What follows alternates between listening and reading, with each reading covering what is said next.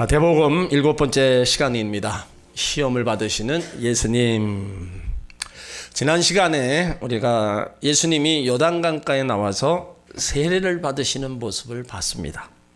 근데 세례 요한은 예수님께 내가 어찌 세례를 베풀 수 있습니까? 예수님이 나에게 세례를 베풀어야 됩니다. 그렇게 겸손함을 보였을 때 예수님이 말씀하시죠. 이제 허락하라. 이와 같이 하여 모든 의를 이루는 것이 합당하다. 그 말에 세례 요한이 예수님께 세례를 베풉니다. 예수님이 세례를 받으실 때, 그 물 위에 올라오실 때 하늘이 열리고 성령이 비둘기같이 그 위에 임했다. 그리고 하늘로서 소리가 났죠. 이는 내 사랑하는 아들이요 내 기뻐하는 자라. 오늘 4장 1절이 이제 그때로부터 이렇게 시작됩니다. 자, 4장 1절에 있습니다. 그때 예수께서 성령에게 이끌려 마귀에게 시험을 받으러 광야로 가사. 그때가 어떤 때예요? 세례 요한의 그 세례를 받고 성령이 예수님에게 임한 후 그 즉시를 말합니다. 그러니까 성령의 인도함을 받아 광야로 나가서 40일 금식할 때를 얘기하는 거예요. 그러니까 성령 받은 사람은 성령의 인도함을 받는 게 귀합니다. 갈라디아서 5장 16절에도 너희는 성령을 쫓아 행하라. 그리하면 육체의 욕심을 이루지 아니하리라. 그러니까 하나님의 자녀들은 맨날 성령을 쫓아 행하는 게 뭡니까? 하나님 편으로 쓰는 거예요. 세상 편이 아닙니다. 하나님 편에 서서 하나님의 일을 추구하고 나가는 거. 그것이 늘 성령을 쫓아 사는 삶이에요. 그리고 로마서 8장 14절에 무릇 하나님의 영으로 인도함을 받는 그들은 곧 하나님의 아들이라 이렇게 있습니다. 오늘 1절에 예수님이 이제 시험 받으셨다 기록되고 있어요. 우리가 주기도문에 보면 우리를 시험에 들지 말게 하옵시고 다만 악에서 구하옵소서.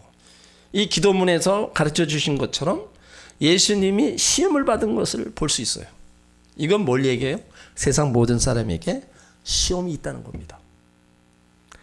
성경에서 말하고 있는 시험은 두 가지 종류가 있어요. 하나는 하나님 주시는 거고 하나는 마귀가 주는 시험입니다. 하나님이 주시는 시험은요, 그 시험을 치를 때 괴롭고 좀 고난이 있고 아프지만 일단 잘 치르고 나면 바로 큰 축복이 임하는 겁니다.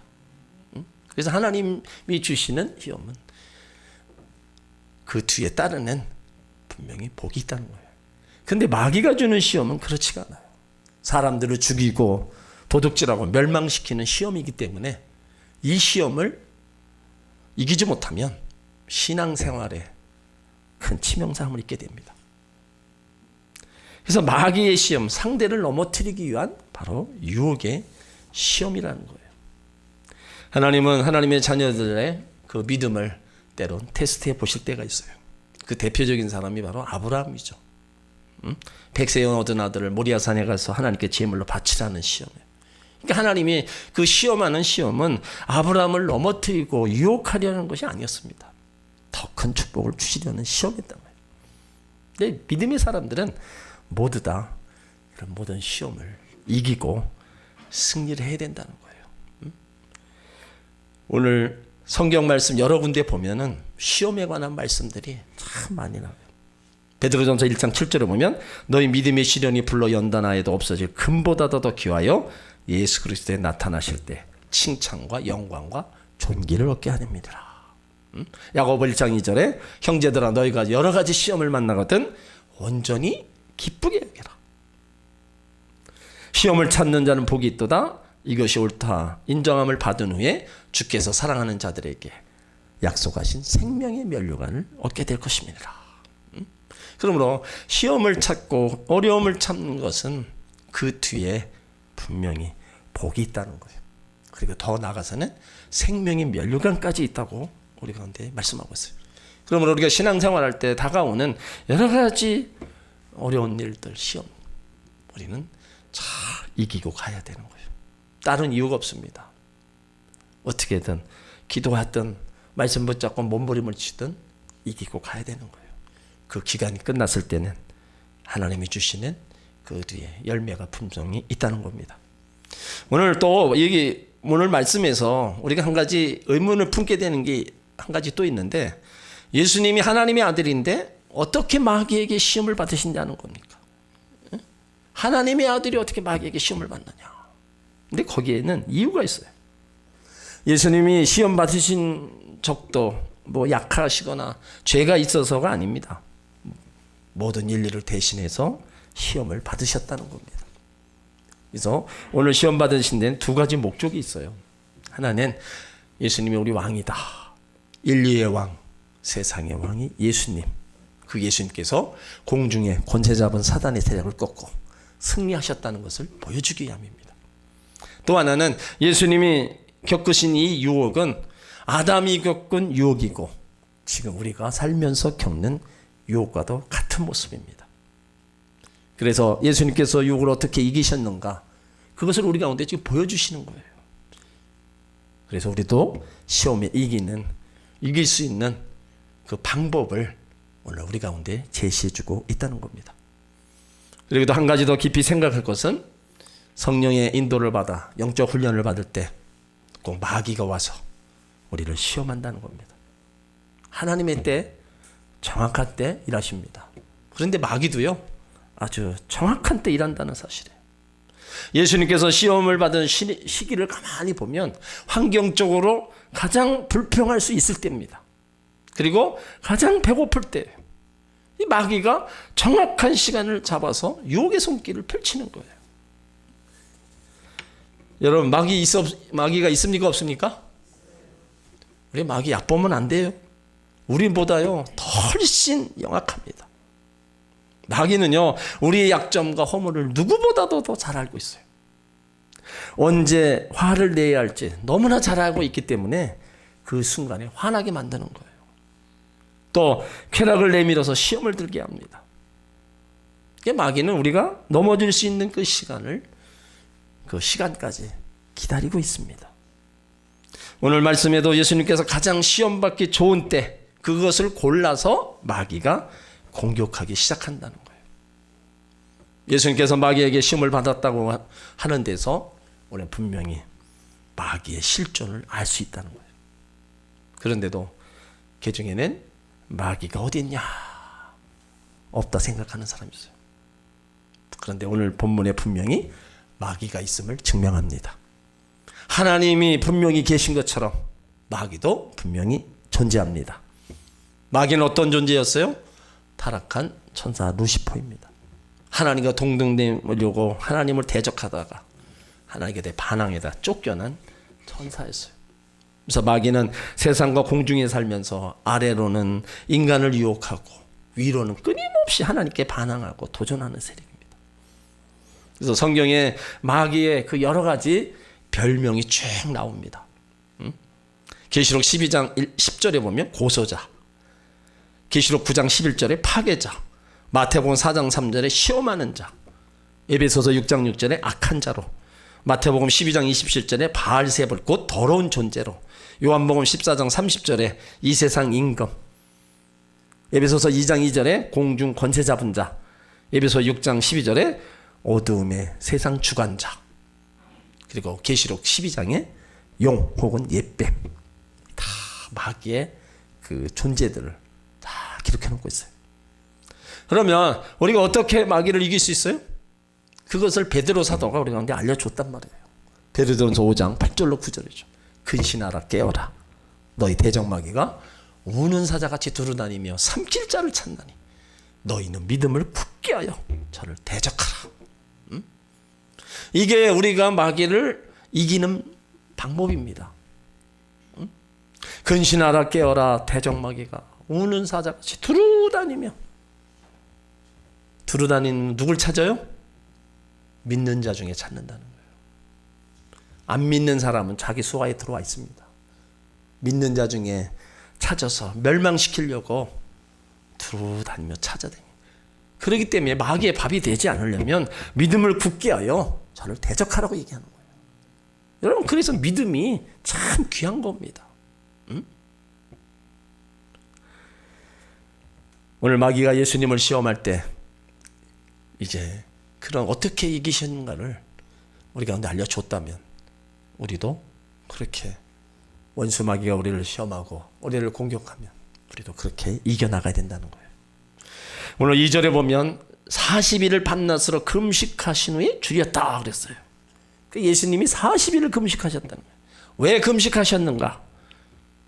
육체적 고통을 겪으면서 하나님과 깊은 교제를 했다는 거예요. 예수님의 40일 금식, 영적 싸움을 위한 준비이기도 합니다. 모세가 시내산에서 하나님의 언약궤를 받을 때 40일을 금식했어요. 그 사역의 준비입니다. 주의 종들도 40일 금식하는 분들 개중에 있어요. 철저하게 자기를 깨트리고자 하는 그런 마음에서 금식하는 분들이 있는데, 그것이 또 인간의 의지대로 억지로 하면 안 됩니다. 40일 금식하고 나서 또 병으로도 고통당하는 분도 있고 금식 중에 또 돌아가신 분도 있어요. 그러니까 철저하게 하나님 의지하고 하나님이 명하실 때 우리가 금식을 하면서 가야, 하나님 붙잡아 주셔야 여러분 40일을 견디지. 40일 물만 먹고 살 수 있습니까? 일주일만 밥 안 먹어도 죽는다 그러는데 하나님 붙잡아 주시지 않으면 40일 금식 못하는 겁니다. 다 중간에 죽는 거예요. 그러니까 하나님의 일할 때는 철저하게 하나님 앞에 기도도 해야 되고 준비도 해야 돼요. 그냥 내 의지, 남이 했으니까 나도 하고 이렇게 내 욕심대로 하다가는 병을 얻거나 죽임을 당하는 거예요.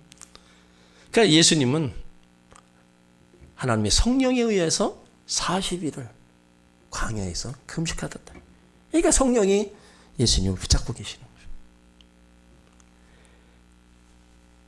모든 것은 준비한 만큼 이루어지는 겁니다. 특별히 영적인 것은요, 더더욱 그렇습니다. 우리가 금식하면 물론 육신의 고통은 따라요. 그렇지만 영적으로는 강해집니다. 이사야 58장 6절에 나의 기뻐하는 금식은 흉악의 결박을 풀어주며 몽해의 줄을 끌어주며 압제당하는 자를 자유케 하며 모든 몽해를 끊는 것이 아니겠느냐. 요즘 집안에 문제 있고 여러 가지 문제 있을 때 금식하는 분들 별로 없습니다. 예전에 보따리 싸들고 오살리 올라가던 때가 옛날이었지, 지금은 오살리를 가도 그렇게 예전처럼 금식하고 그런 거 없어요. 그만큼 우리 삶에 여러 가지로 좀 좋아졌다는 거고, 그 좋아진 게 결국은 우리 신앙은 점점 다 후퇴하고 있는 겁니다. 암 환자들이 제일 많이 모여있는 데가 일산 암병원이에요. 암병동. 거기 가면 암 환자 아닌 사람은 못 들어옵니다. 한번 신방 가서 보면 층마다 병실 안에 5, 6명씩 다 꽉 차 있어요.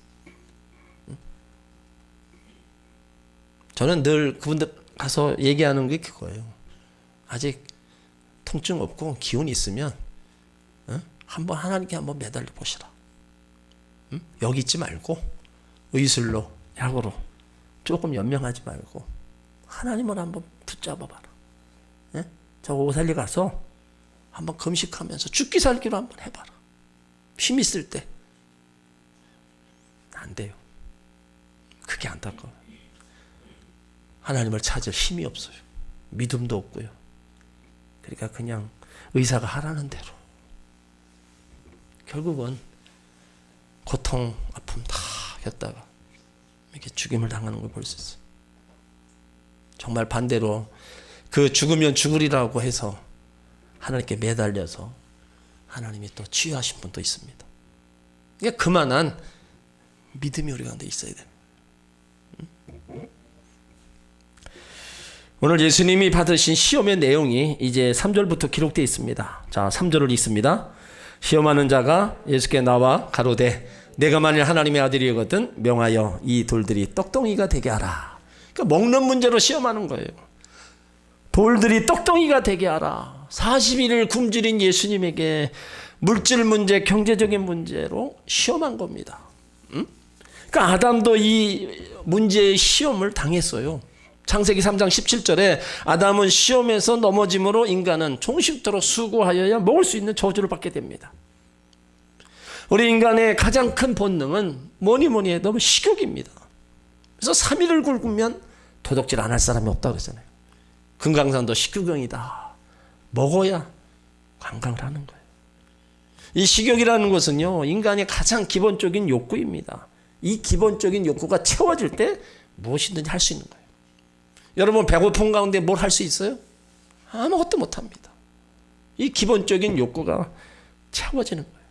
그러니까 마귀는 가장 정확한 가수고 바로 접근한다는 겁니다. 본문에서 마귀가 접근하는 모습을 보세요. 내가 만일 하나님의 아들이거든. 이 마귀가 여기에 도전하는 거예요. 내가 진짜 하나님의 아들이냐? 무서운 도전이에요. 그러니까 내가 정말 하나님의 아들이면 흩어져 있는 돌들을 떡을 만들어서 내 자신이 하나님의 아들임을 증명해 보이라는 바로 유혹입니다. 예수로 하여금 하나님을 의지하지 않고 하나님의 말씀과 그 뜻에 순종하지 않고 자신의 힘에 의지해서 스스로 모든 것을 할 수 있도록 하는데 바로 마귀의 목적이 있는 겁니다. 한마디로 얘기하면 하나님을 과소평가하자는 겁니다. 내가 하나님의 아들이라면서 40일 동안 금식해야 하느냐? 배고프지? 이런 형편없는 광야에서 네가 사느냐? 네가 하나님의 아들이라면? 세례 요한도 그렇게 살았지 않았다. 그러나 너는 하나님의 아들이라고 하면서 지금 이렇게 있느냐? 응? 자꾸 하나님에 대한 과소평가, 하나님의 아들이라는 것에 대해서 자꾸 부인하게 만듭니다. 응? 오늘 이 하나님의 아들이라는 이 말씀은 마태복음 27장 39절로 40절의 그 말씀을 생각나게 해요. 예수님 십자가 처형을 앞두고 고통당할 때 지나가는 사람들이 머리를 흔들며 예수를 모욕합니다. 성전을 헐고 사흘 만에 짓는 자여, 내가 만약 하나님의 아들이거든 자기를 구원하고 십자가에서 내려오라. 이 조롱한 사건과 아주 비슷하다는 거예요. 그러니까 어떻게 해서든지 하나님의 구속사역을 방해하고자 하는 이 마귀의 유혹입니다. 요한복음 5장 30절에 보면 나는 나의 원대로 하려 하지 않고 나를 보내신 이의 원대로 하라는 거로 내 심판은 의로우니라. 그러니까 예수님은 모든 것을 자기 원대로 하지 않았어요. 다 나를 보내신 이의 원대로 하나님 아버지의 뜻대로 행했다는 거예요. 마지막 겟세마네 동산에서 기도하시면서도 내 뜻대로 마옵소서, 아버지 뜻대로 하옵소서. 항상 이 땅에서 사역하시는 동안에 하나님의 뜻대로 행하기를 원하셨다는 거죠. 자, 마귀와 싸워서 이기는 비결이 뭐냐? 오늘 4절이 나와 있어요. 자, 4절 있습니다. 예수께서 대답하여 가라사대 기록되었을 때 사람이 떡으로만 살 것이 아니요 하나님의 입으로 나오는 모든 말씀으로 살 것이니라 하였느니라. 자, 마귀의 시험을 말씀으로 이겼습니다. 아담의 실패는 마귀가 시험으로 접근할 때 자기 생각으로 대답을 했어요. 근데 예수님은 하나님 말씀으로 마귀를 대적해서 이겼습니다. 그리고 떡을 주님은 부인하지 않으셨어요. 떡으로만. 그러니까 우리의 물질적, 육체적 필요를 주님이 또 알고 계신다는 거예요. 우리가 이 땅에서 물질로 복을 받는 거 절대 나쁜 게 아닙니다. 하나님은 그 예수 안에서 모든 것이 풍성한 대로 쓸 것을 채우신다고 말씀하고 있었어요. 근데 다만 물질에 노예가 돼서는 안 된다는 거예요. 물질에 지배하고 다스려야 된다는 거예요. 근데 문제는 말씀 없이 믿음 없이 먹고 입고 이 물질만 쫓아가는 거, 이게 안타까운 거예요. 그래서 그들을 불쌍한 영혼들이라 말씀하고 있어요. 야고보 4장 13절에 보면 들으라, 너희 중에 말하기를 오늘이나 내일이나 우리가 아무 도시에 가서 거기서 1년을 유하며 장사하여 이를 보리라 하는 자들아, 내일 일을 너희가 알지 못하는도다. 너희 생명이 무엇이뇨? 너희가 잠깐 보이다가 없어지는 안개니라. 너무 물질만 추구하고 나가다 보면 너희 생명이 뭐냐? 1년 동안 가서 많은 이득을 벌었다 할지라도 너희 생명을 내일 일을 하지 못하는데 왜 거기다가만 자꾸 연연하 살아가느냐 이거예요. 안개와 같이 사라지는 그런 인생인데 왜 물질에만 그렇게 연연해서 살아가느냐. 그걸 책망하셨어요. 오늘 4절에 보면요, 살 것이라는 구절에, 즉 산다는 것에 우리가 주목을 해봐야 돼요. 산다는 것이 떡으로만 사는 것 같으나 실상은 아니라는 말씀입니다. 사람이 산다는 것은 반드시 하나님 말씀으로 사는 모습이 있어야 이것이 살아있는 삶이고 생명력이 있는 생활이라는 겁니다. 예수님께서 우리에게 한데 산다는 것 무엇이고 사람은 무엇으로 산다는 것을 분명하게 깨우쳐 줬어요. 우리가 산다는 건요, 때를 알고 사는 삶의 지혜가 필요하다는 거예요. 자, 누가복음 7장을 다 찾아보시기 바랍니다. 예수님께서 당시 때를 분별치 못하는 사람을 향하여 말씀하신 말씀이 나옵니다. 누가복음 7장 31절.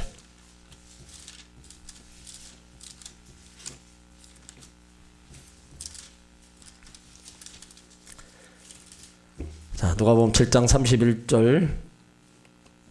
31절로 32절 같이 있습니다. 또 가라사대 이 세 사람을 무엇으로 비유할꼬? 무엇과 같은고? 비유컨대 아이들이 장터에 앉아 서로 불러 가로되 우리가 너희를 향하여 피리를 불어도 너희가 춤추지 않고 우리가 애곡을 하여도 너희가 울지 아니하였다 함과 같도다. 자, 하나님께서 울어야 할 때 말씀하시는데 우리는 남들은 다 춤추고 있는데 왜 울어야 합니까? 이렇게 세월이 좋은데 이렇게 얘기하는 거예요. 다 회개할 때라고 말씀하시는데 남들이 다 이렇게 살아가고 있는데 별 탈 없이 잘 살고 있는데 굳이 내가 왜 죄를 들먹이면서 회개할 필요가 있냐 이거예요. 이제 그만 돌아서야 할 때라고 말씀하시는데 한결같이 대답은 하나님 다들 이리저리도 다 그렇게 살고 있습니다. 그 상황에 그 때를 그렇게 말씀하는데 듣는 사람들은 그 때가 어떤 때인지를 모르는 거예요. 그 때를 분별치 못하고 있습니다. 지금 모두가 다 말세다. 말세 치말이다. 주님 곧 오신다. 그런 때의 긴박함을 많이들 얘기를 해요. 물론 주님이 더 늦게 오실 수도 있습니다. 그렇지만 우리 개인의 종말의 때가 먼저 올 수도 있습니다. 그렇다면 내 개인의 종말의 때에 우리가 예수님 만날 수 있는 그런 믿음의 사람으로 살아가야 된다는 거예요. 꼭 주님 오심만 종말이 아닙니다. 나 개인의 종말이 찾아와요. 그 일은 언제 어느 때 우리 가운데 올지 모르고 누구나가 다 같이 가고 있는 겁니다. 오늘 예수님을 생각해 보세요. 예수님 지금 시장하십니다. 그래서 그런데 드시지 않았어요. 줄여서 곧 죽게 될지라도 결코 먹지 말아야 할 때가 있고 먹어야 할 때가 있다는 겁니다.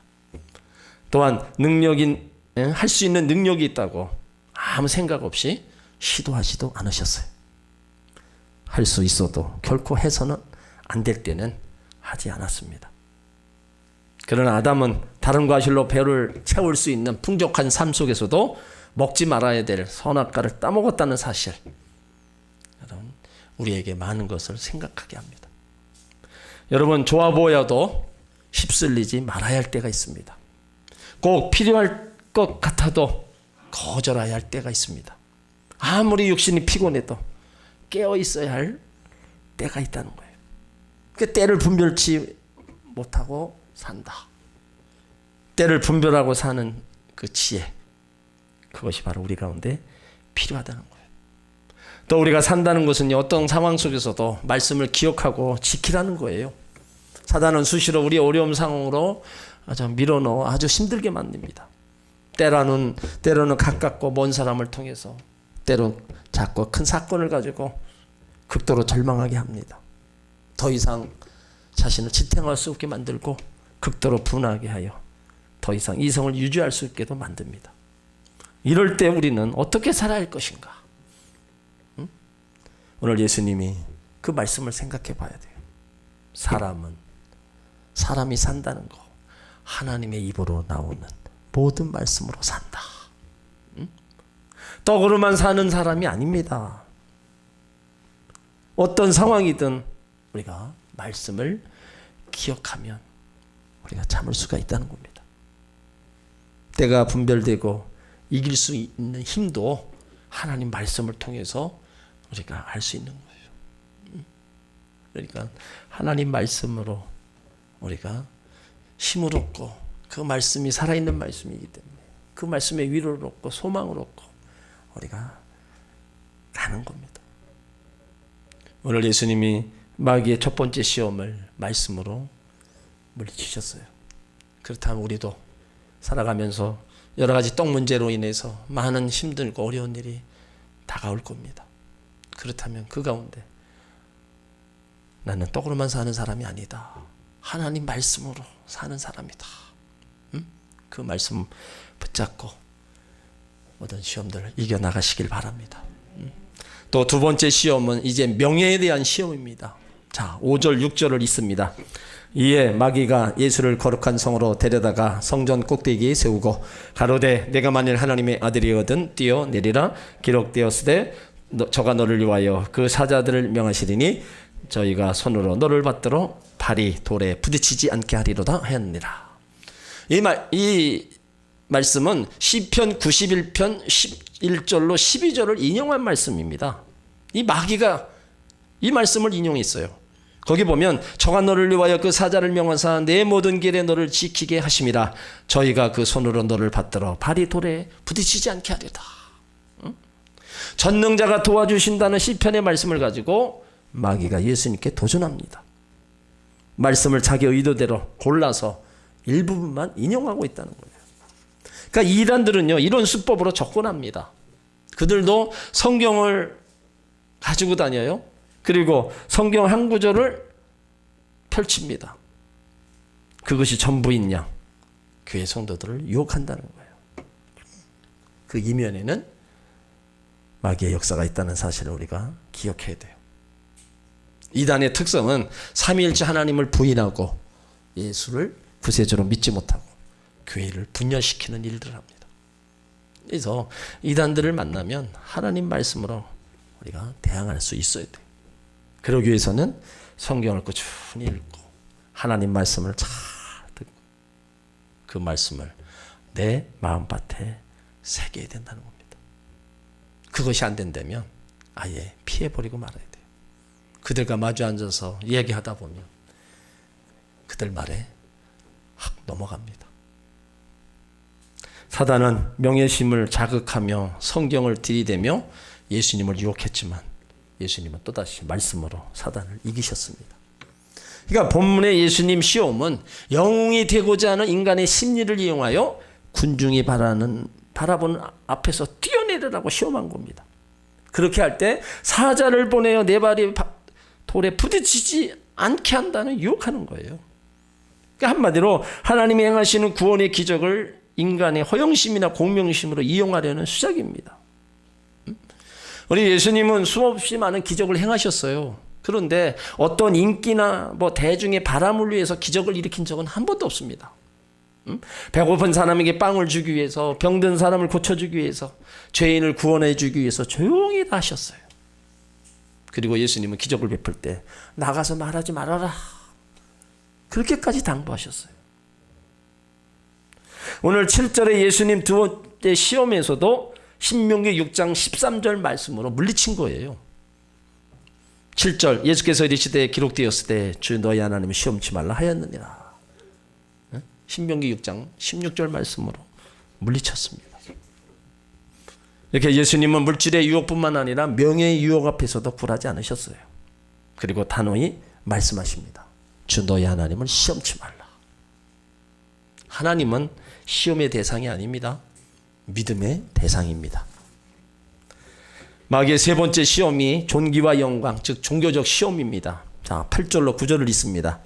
마귀가 또 그를 데리고 지극히 높은 산으로 가서 천하 만국과 그 영광을 보여 가로되 만일 내게 엎드려 경배하면 이 모든 것을 내게 주리라. 마귀가 또 그를 데리고, 이건 뭐예요? 마귀의 공격은 한 번으로 끝나지 않습니다. 마귀는요, 그 방법을 계속 바꾸어서 공격해 옵니다. 이것이 마귀의 특징이라는 거예요. 또 지극히 높은 산이라고 그랬어요. 그러니까 마귀는 높은 것을 좋아해요. 그래서 높은 산으로 유혹합니다. 그 다음 마귀는 뿌리째 흔드는 유혹으로 접근합니다. 천하만국을 내게 주리라. 응? 여러분, 귀가 번쩍 뜨이는 유혹 아니에요? 응? 천하만국을 내게 주겠다. 그런데 이 사실은 거짓을 가지고 유혹합니다. 천하만국이 누구의 것입니까? 마귀 겁니까? 천하만국 하나님 거예요.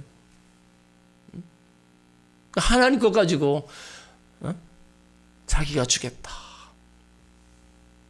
거짓을 가지고 유혹합니다. 우리에게도 사단은 시험을 걸어옵니다. 불법과 타협을 통해서 권세와 영광을 얻으라고 얘기합니다. 여러분, 절대 속아서는 안 돼요.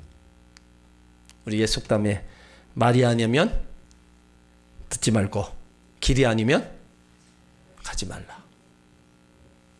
분명하게 해야 돼요. 사단이 본색을 드러냅니다. 결국 사단이 노리는 건 뭐예요?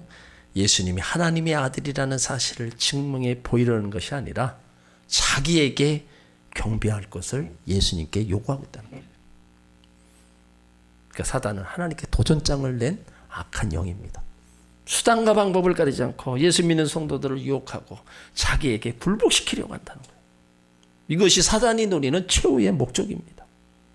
더 이상 하나님께 경배하지 말고 나에게 절하라. 그러면 이 천하만국과 모든 영광을 내게 주겠다. 그럴듯한 제안이잖아요. 여러분, 북의 영광은 나쁜 게 아닙니다. 솔로몬도요, 북영화를 누렸어요. 근데 중요한 게 뭐냐? 사단에게 경배하는 조건으로 얻어진 것이 아니라 하나님께 엎드렸을 때 하나님이 주신 지혜와 하나님이 주시는 부와 영광이 덤을 얻었다는 거예요. 그러니까 우리가 경배의 대상을 바로 알아야 된다는 겁니다. 사단에게 경배하여 천하만국 부귀 영화를 얻었다 할지라도 사단이 주는 부귀 영광 결국은 뭐예요? 패망하는 길임을 우리가 명심해야 된다는 겁니다. 아무리 좋은 조건으로 우리 신앙을 빼앗으려고 또 유혹해도 하나님을 등지고 세상으로 가는 자는 어리석은 자예요. 그래서 예수님도 좁은 문으로 들어가라 말씀하신 거예요. 멸망으로 인도하는 문은 크고 그 길이 넓어 그리로 들어가는 사람이 많다는 거예요. 그런데 생명으로 인도하는 문은 좁아서 길이 협착해서 찾는 이가 적다. 뭐 누구나 크고 넓은 길을 원하죠. 쉽고 편한 길을 찾습니다.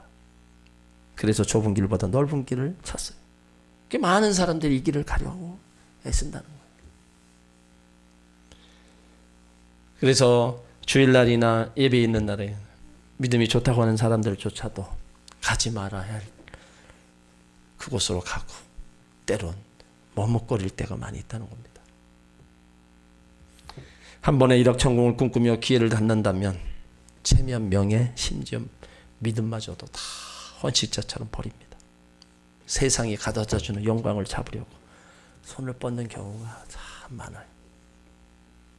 잠시간의 세상이 가져다주는 즐거움 때문에 믿음을 저버립니다. 성경은 이와 같은 자를 어리석은 자다 얘기했어요.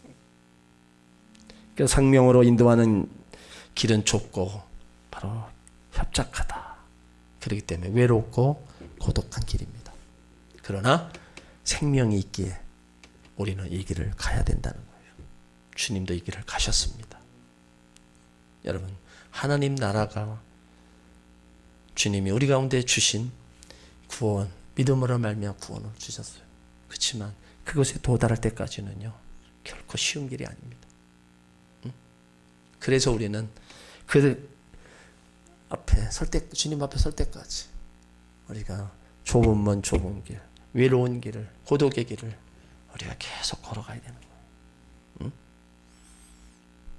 예수님 우리 가운데 아무든지 나를 따라오려거든 자기를 부인하고 자기 십자가를 지고 나를 따르라.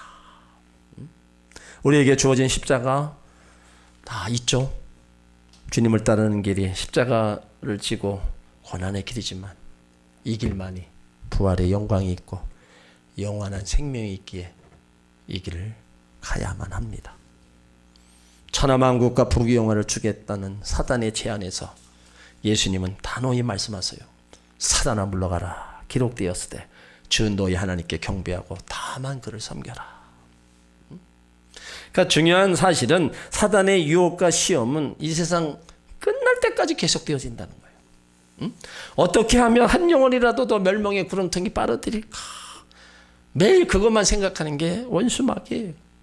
시대가 악해지고 주님 오신 날이 점점 가까울수록 사단은 우는 사자처럼 두루다니며 산길자를 계속 찾고 있는 겁니다. 그래서 우리가 사단의 유혹과 시험에 걸려 넘어지지 않기 위해서 언제나 깨어있는 성도가 되어야 된다는 거예요. 기도로 깨어있어야 됩니다. 기도는 하나님의 능력을 붙잡는 통로입니다. 비록 나는 약하지만 하나님이 도와주시면 사단의 유혹과 시험을 물리칠 수 있습니다.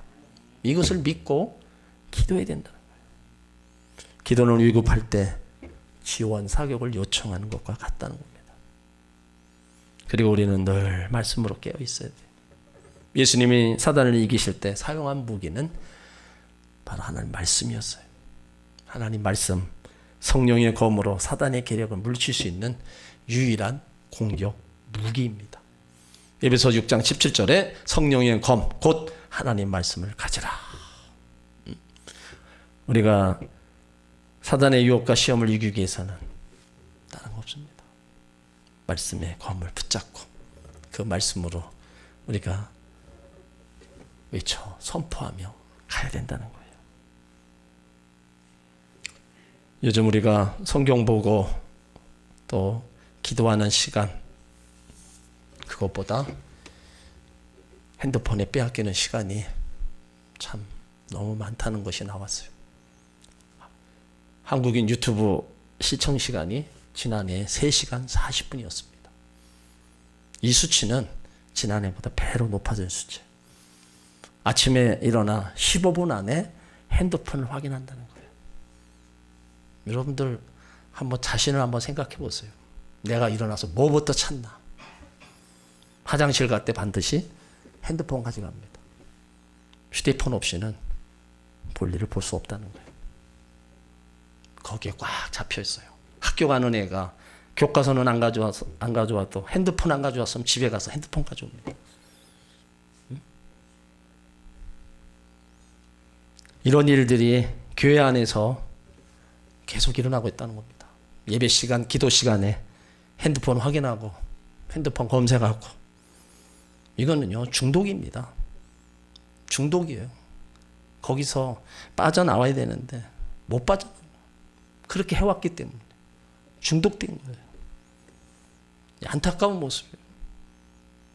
하나님이 성전에 계시고 하나님이 성전에서 예배하는 자들을 통해 영광 받으시는데 그 속에서 핸드폰 가지고 여러 가지, 이건 하나님 보실 때는 아닙니다. 누가 봐도 사람이 봐도 이건 아니에요. 그러니까 이런 모습들을 우리가 이제는 좀 가려야 되잖아요. 이거죠. 하나님의 백성이 이거 예배자라고 하는데 뭐 밖에 나가서는 뭐 그렇다 치더라도 하나님 전에 와서도 예배 드리면서도 기도하면서도 그거를 하고 있다는 게 이 한국 교회 지금 성도들의 문제점이에요. 이런 곳에서 우리가 매여 있으면 안 되는 거예요. 원수 마귀에게 붙들려서 거기에 꽉 매여서 하는 그런 모습들이 우리 안에 지금 펼쳐지고 있다. 이런 것들을 빨리 우리는 이제 그만해야 됩니다. 오늘 예수님 승리의 비결은 단호히 거절했어요.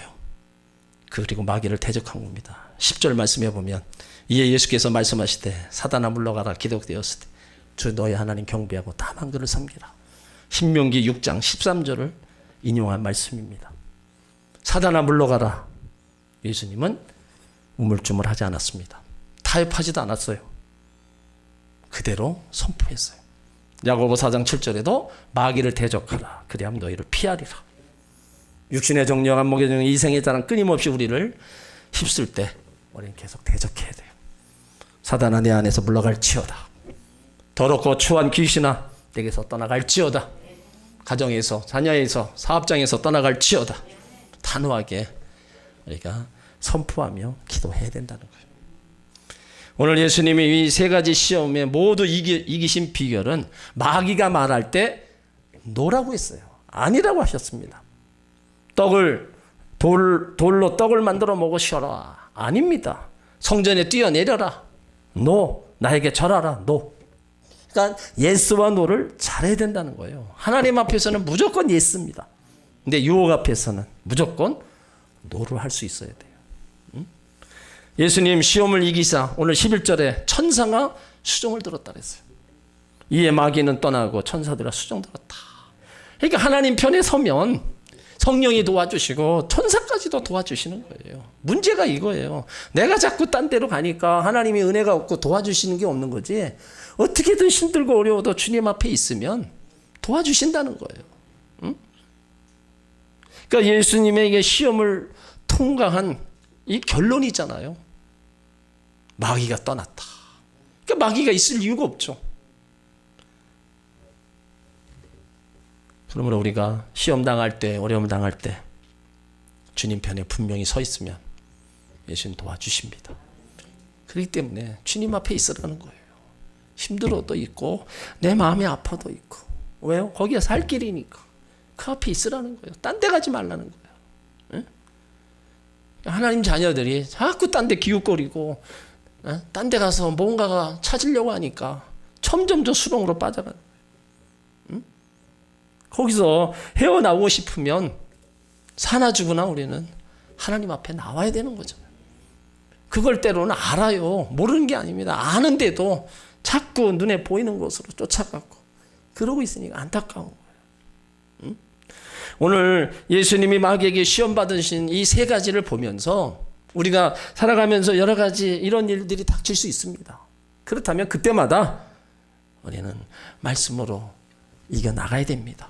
원수마귀 쫓으면서 우리가 이겨나가야 되는 거예요. 응?